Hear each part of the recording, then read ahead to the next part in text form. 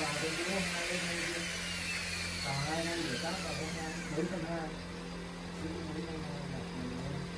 đủ 8 luôn chứ. Cắt ra cắt mất 7 mét 17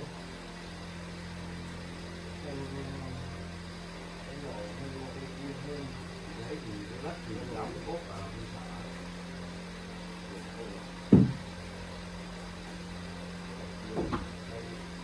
cái này là 4,2 nữa. Cái này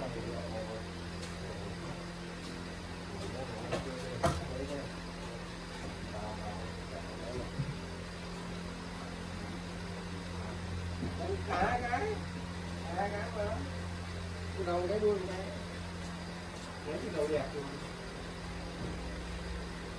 cái đầu nó ngắm cái đầu